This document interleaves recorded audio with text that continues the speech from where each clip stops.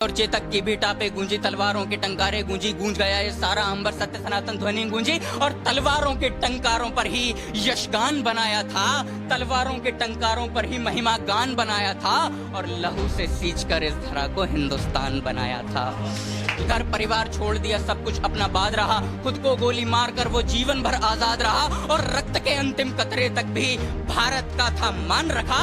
सब कुछ अपना त्याग दिया था, हृदय में हिंदुस्तान रखा।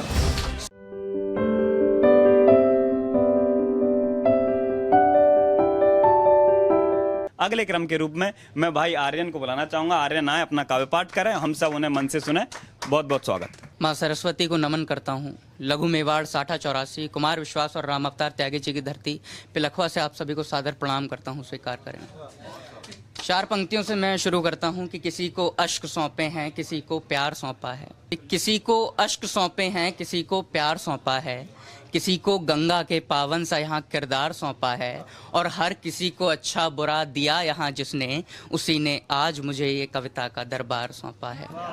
उसी ने आज मुझे ये कविता का दरबार सौंपा है। और आप सभी, मैं थोड़ा सा नर्वस हूँ, लेकिन कहते हैं कि जब बड़ों की उपस्थिति हो तो छोटों का कॉन्फिडेंस थोड़ा हाई रहता है। और मैं ये नहीं कहूँगा कि मैं कोई कवि हूँ, शायर हूँ, बहुत बड़ा साहित्यकार हूँ। ईश्वर ने थोड़ी सी कविता के समझ दिए। किसी मकबूल शायर का एक शेर है कि टूटने और बिखरने का चलन मांग लिया, हमने हालात से शीशे का बदन मांग लिया, हम भी खड़े थे तकदीर के दरवाजे पर, लोग दौलत पर मरे, हमने वतन मांग लिया। और मैं, मेरे बड़े भाई मोहित शौर्य जी की 4 पंक्तियाँ याद आती हैं कि मान स्वाभिमान का परिवेश रख कर बैठना, मान स्वाभिमान का परिवेश रख कर बैठना, आशीष में देने को कुछ विशेष रख कर बैठना, और सुनना ही है मुझको अगर अनुरोध केवल एक है, सुनना ही है मुझको अगर अनुरोध केवल एक है, मन में मानवता व दिल में देश रख कर बैठना, मन में मानवता व दिल में देश रख कर बैठना। और मैं क्या लिखता हूँ, पंक्तियों के माध्यम से आप तक पहुँचाने का प्रयास करता हूँ।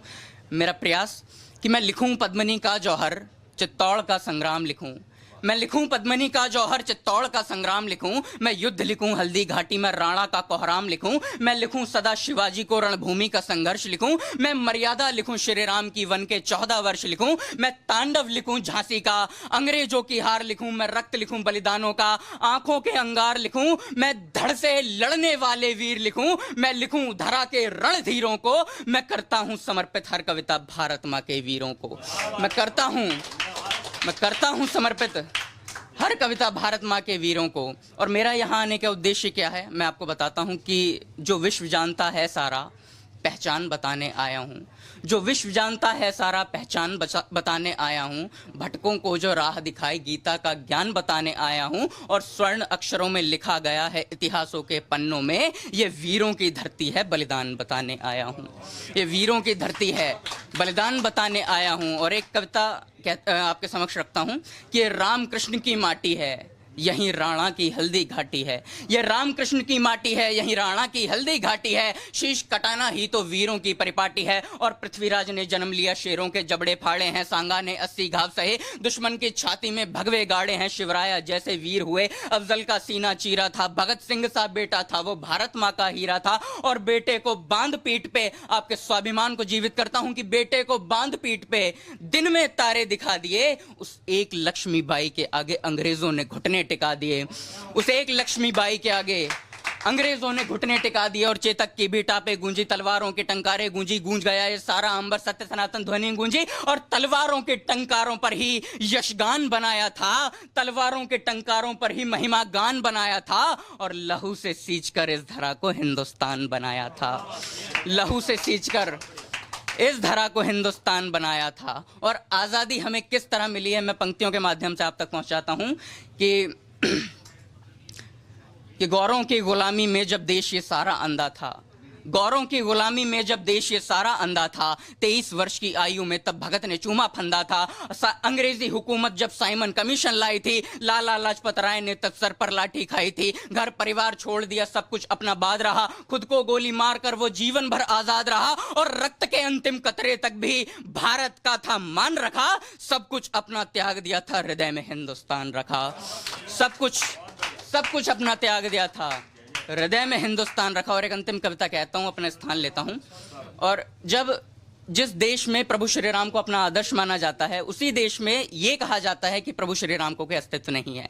सुप्रीम कोर्ट ऑफ इंडिया में यह रिट पिटीशन फाइल की जाती है कि श्री राम का कोई अस्तित्व नहीं है। तो मैं लिखने का प्रयास करता हूं कि तुम्हारे लिए तुम्हारे जैसे हैं, मेरे लिए मेरे जैसे हैं, कि तुम्हारे लिए तुम्हारे जैसे हैं, मेरे लिए मेरे जैसे हैं। कैसे बताऊं मैं आखिर राम असल में कैसे हैं? जिस राम नाम से देखो छुआछूत बढ़ जाते हैं, वो राम ही गंगा के तट पर केवट से चरण धुलवाते हैं। जिस राम नाम से देखो जातिवाद बढ़ जाते हैं, वो राम ही वन में शबरी का झूठा खाते हैं। जिस राम नाम से देखो ये सृष्टि सारी चलती है, उस राम नाम से ही तो अंधे को दृष्टि मिलती है। जिस राम नाम से ही भक्ति में हम खो जाते हैं, उस राम नाम से ही तो प्रभु के हम हो जाते हैं। जिस राम नाम से जीवित है मर्यादा, क्या उस राम को भी अच्छे बुरे में बांट दोगे?